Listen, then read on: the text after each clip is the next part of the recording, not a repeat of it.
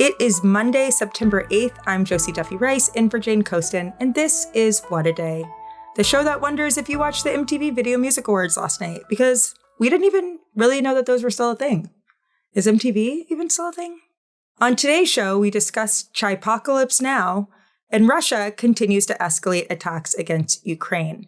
But let's start with some regional politics and why one seemingly small election matters. Here in Georgia, where I live, there is a crucial statewide race coming up this November for the Public Service Commission. The name sounds pretty boring, but this race actually really matters.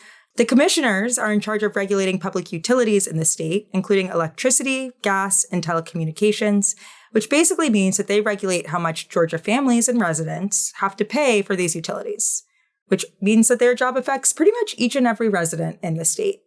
And currently, all 5 commissioners are Republicans. In the past 3 years, the commission has raised the cost of electricity 6 times, which amounts to an average monthly increase of $43 per household. It's a pretty big deal in a state that ranks cost of living as the most critical issue. And meanwhile, data centers in Georgia have gotten a tax break. Yes, those big warehouses full of energy-guzzling servers and equipment that are used to power AI and crypto are pushing our electrical grid to the brim and wasting our drinking water, too. And Georgia's data center market is one of the biggest in the country. Now, 2 of the 5 commissioners are up for election this fall. And if you can believe this, these 2 seats are the only statewide election on the ballot this year, the only ones. Republicans have a major advantage in these races because while each commissioner has their own district, they are all elected statewide. But this year, there are 2 strong Democratic challengers. In District 2, which covers the eastern part of the state from outside of Atlanta all the way down to the city of Savannah, Democrat Alicia Johnson is challenging Republican incumbent Tim Echols. And in District 3, which basically covers the metro Atlanta region, Democrat Peter Hubbard is running against Republican Fitz Johnson. So here to talk to us more about this race is John Taylor, Executive Director of Black Male Initiative, a nonprofit focused on civic engagement here in Georgia. John Taylor, welcome to What a Day. Thank you for having me. So tell us a little bit about the backdrop here. What's been going on with energy prices here in Georgia, and what role has the Public Service Commission played in that? So when it comes to the increases in energy prices and the craziness that we're seeing in Georgia, the reality is that the Public Service Commission has voted 6 times to increase rates for the cost of energy. And that's been hitting Georgia residents directly. Simultaneously, they also voted to give an 80% cut to the data centers. So in one hand, we're giving tax rebates to data centers, and we're passing those costs right on to Georgia residents who are also struggling to make ends meet. I was going to ask you about this. I'm in Atlanta, I'm in Fulton County, and obviously we're in an off year. There are a lot of kind of municipal elections happening, but this is really the main statewide election happening. That's right.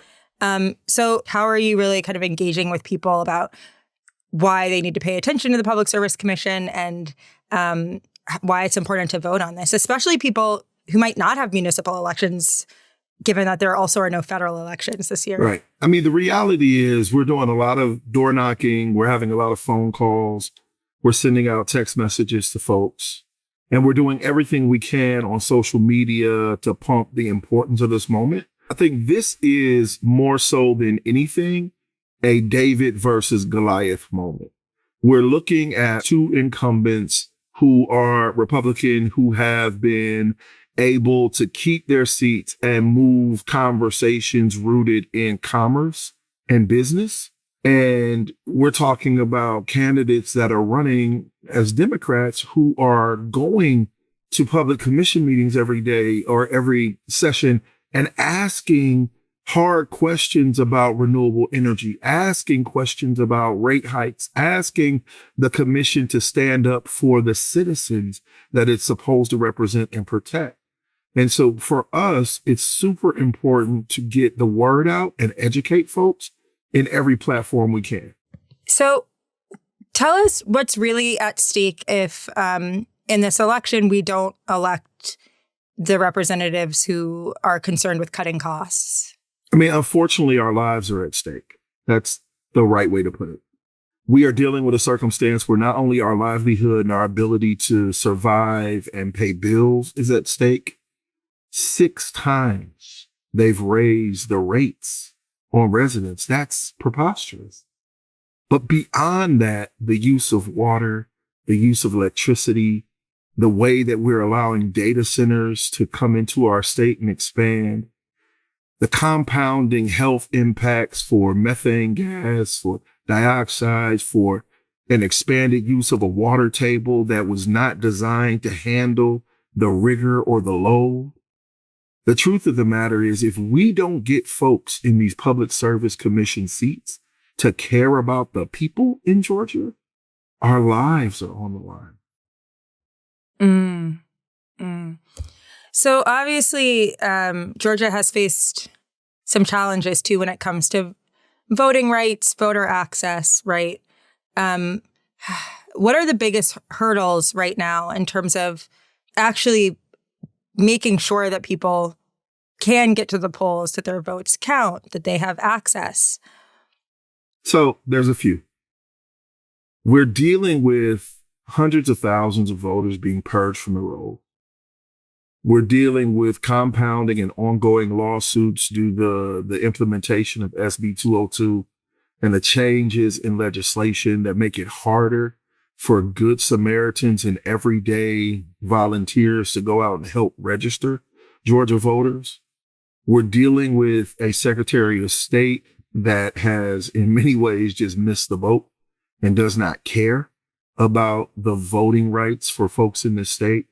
And most importantly, we're dealing with a board of elections that has 159 counties and allows them to operate independently. So even though we have guidelines, we're still battling 159 fights every election cycle. And we're doing it with less and less resource every cycle. Because when we're off cycle and when we're dealing with municipals, we get nowhere near the amount of resource we need to mount a credible fight. When you mention resources, like you just did, you mentioned there's a lack of resources.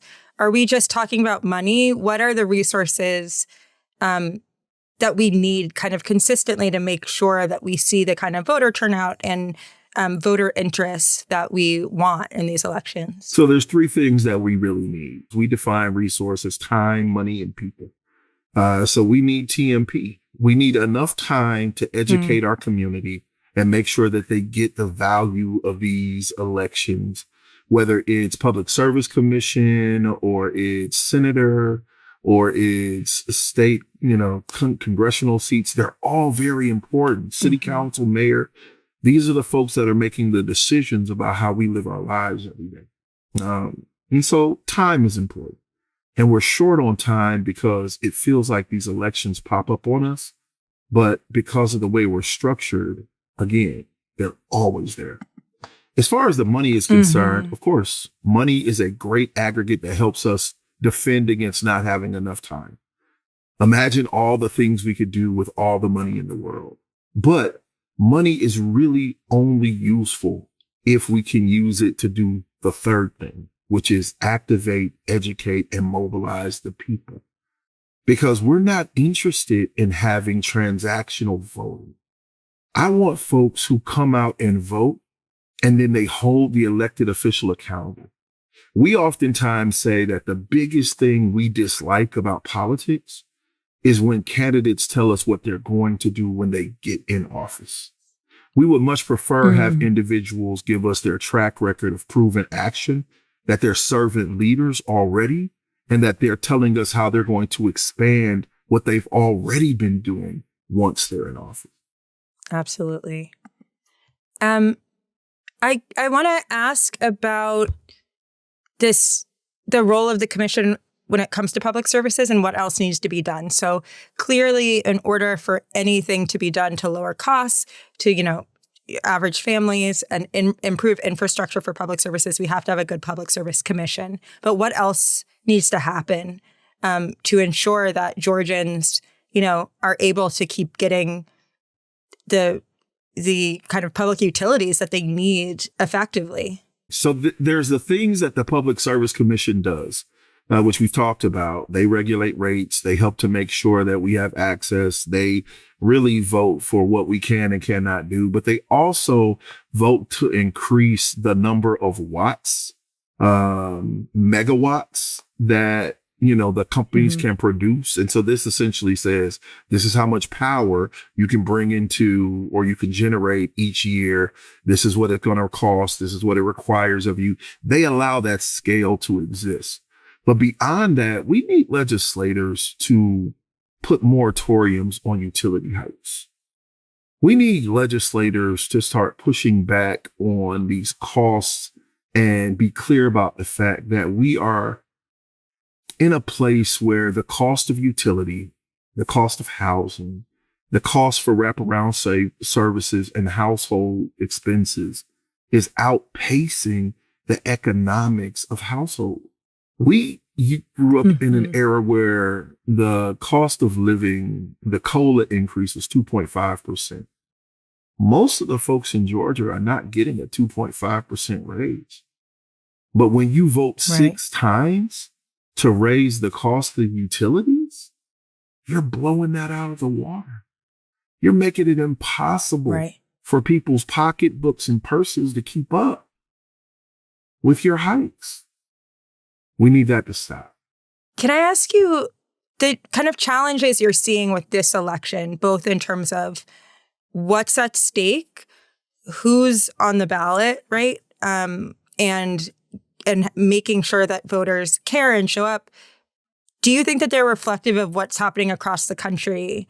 Or do you see this as sort of Georgia specific? I really wish this was Georgia specific, because if it was, then we'd be able to have a much different conversation. We'd be able to identify a way to build back a different dynamic. But we're seeing this everywhere. You're seeing this in New York with Mamdani. We're seeing this in Texas. We're seeing this in Alabama. There are so many candidates that are pushing against the status quo. They're trying to create what most people are calling socialist answers or socialist democratic answers. But what they're really doing is advocating for true democracy. They're advocating for constituents, not for big business, not for corporations. They're advocating for citizens to have a voice and to actually be listened to. If we're not clear about the fact that whether it's the Public Service Commission or we're talking about militarized engagement and states' rights, what we're seeing is a rise of authoritarianism. What we're seeing is a rise of the oligarchs, right? And so that's ultimately what we're saying. And we don't believe that utility costs, that the power, that the energy, the very lifeblood of a community should be randomized and set at the pace of corporate profiteers. That stuff has to be first and foremost regulated for what the community needs. Thank you, John, so much for joining us. My pleasure. I know, it's hard to stay informed during this flood the zone hellscape, but people like you tuning out is precisely what the MAGA rage bait media machine is going for. By subscribing to our channel, you're helping to surface progressive news on YouTube that's painstakingly researched, fact-checked, and delivered with the appropriate amount of snark. So subscribe to our channel, and if you're already a subscriber, thank you. What A Day is brought to you by Bombas. Fall's here, kids are back in school, vacations are over, and cozy season is officially on. You know what that means? Bombas season is also on. Bombas makes the most comfortable socks and slippers, all crafted from premium materials perfect for this time of year. What's to love about Bombas? Absurdly comfortable materials like merino wool to keep you warm or cool, Sapima cotton that's soft and strong, and classic rag wool for that cozy fall vibe. Bombas is also now known for their slides and slippers. From Sherpa-lined Sunday slippers for staying in to do-it-all EVA Friday slides on the go, Bombas has it all. And the best part? Every item you buy means one donated to someone experiencing homelessness. Over 150 million items so far. And with their happiness guarantee, if you're not 100% into what you got, they'll make it right. No risk, all reward. I just have to say that Bombas makes the best socks. Period. So head over to bombas.com/day and use the code DAY for 20% off your first purchase. That's bombas.com/day, code DAY at checkout. Headlines. So should we expect action in Chicago this week? Absolutely. You can expect action in most sanctuary cities across the country. President Trump's prioritized sanctuary cities because sanctuary cities knowingly release illegal alien public safety threats to the streets every day. That's where the problem is. We don't have that problem in Florida where every sheriff and chief works for us, right? Or Texas. So we got to send additional resources to the problem areas, which are sanctuary cities. Texas and Florida, notoriously two of the best behaved states in America. White House border czar Tom Homan spoke to CNN's Jake Tapper on State of the Union on Sunday. He's referring to Trump's threat to send Immigration and Customs Enforcement and potentially the National Guard into Chicago. On Saturday, Trump posted an absolutely batshit meme on Truth Social showing helicopters flying over the Chicago skyline with a fiery explosion and the words "CHI-POCALYPSE now." And it included a photoshopped or maybe AI image of Trump dressed as Lieutenant Kilgore, a character from the movie Apocalypse Now, who is a psychopath obsessed with blowing up civilians in Vietnam. In his post, Trump replaces Kilgore's famous line, "I love the smell of napalm in the morning," with, quote, "I love the smell of deportations in the morning," adding, quote, "Chicago is about to find out why it's called the Department of War." It's actually not called the Department of War, but he's referencing the executive order that he signed on Friday to change the name of the Department of Defense to the Department of War. It won't be official until Congress approves it. In response, Illinois Democratic Governor J.B. Pritzker called Trump a, quote, "wannabe dictator who is threatening to go to war with an American city." In the CNN interview, Homan defended the president, saying his words were being taken out of context, despite the fact that, I cannot stress this enough, Trump was the one who literally posted the meme on his own account. And the president himself seemed a little sensitive about the situation when a reporter asked him about it at the White House on Sunday. We're not going to war. We're going to clean up our cities. We're going to clean them up so they don't kill 5 people every weekend. That's not war. That's common sense. So to recap, Trump threatened war on an American city and is now angrily claiming that the media made it up. More than 300 South Korean workers detained in a massive U.S. immigration raid at a Hyundai plant in Georgia will be released and sent to South Korea. Kang Hoon-sik, the chief of staff for South Korea's president, said Sunday that they had finalized negotiations with the U.S. on their release. 다만 행정 절차만 남아 있고 이 행정 절차가 마무리되는 대로 전세기가 우리 국민 여러분을 모시러 출발합니다. Kang said that after administrative details are worked out, South Korea will send over a charter plane to bring its workers home. Meanwhile, South Korean media reported that the foreign minister is headed to the U.S. today for related talks. U.S. immigration authorities said last week that they had detained more than 470 people, most of them South Korean nationals, when federal agents raided the manufacturing site in Georgia. This is part of Trump's administration's need to prove powerful in its mass deportation agenda, but the move took many by surprise, given that the Hyundai plant has been held up as an example of economic development in the state. The lead agent of Homeland Security investigations in Georgia said during a press conference on Friday that while none of those detained had been charged with any crimes, some of the workers had entered the U.S. illegally and others had expired visas. Russia attacked Ukraine with drones and missiles on Sunday, hitting multiple cities, which makes it the largest aerial strike since the war began.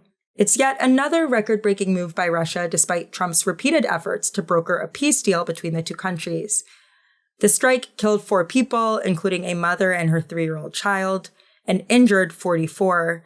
It also hit 2 residential buildings and a government headquarters in Kyiv.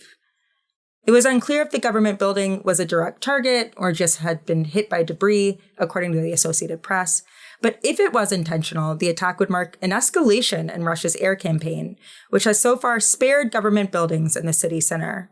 The Russian Defense Ministry said that it only targeted military sites.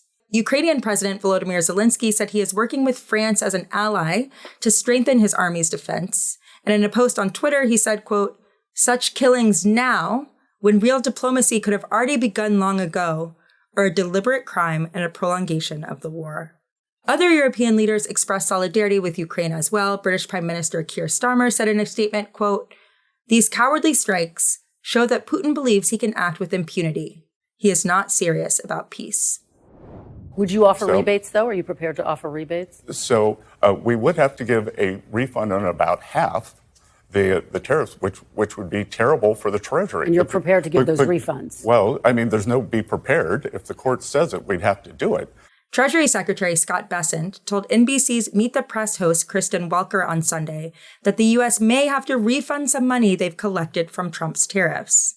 That is, if the Supreme Court decides that they're illegal. We are talking tens of billions of dollars in refunds to American corporations that paid extra for imports.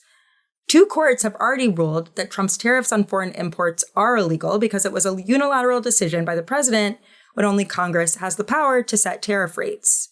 The rulings prompted the Trump administration to appeal to the Supreme Court, and the hearing could happen as early as November. Bessent says he's confident that they won't lose the case, and they probably will not, given who is on the Supreme Court. But if they do, it would be a financial disaster. Trump recently said on Truth Social that it would, quote, literally destroy the United States of America. Bessent also said he isn't fazed by the Labor Department's report last week showing the highest unemployment rates since 2021. And that's the news. That is all for today. If you like the show, make sure you subscribe, leave a review, think about what you would do with $1.8 billion, and tell your friends to listen. And if you were into reading and not just about how 2 Powerball players beat the lottery's terrible odds of 1 in 292 million and will split the second largest jackpot in history, like me, What a Day is also a nightly newsletter. So check it out and subscribe at crooked.com/subscribe. I'm Josie Duffy Rice, and I did not win the lottery.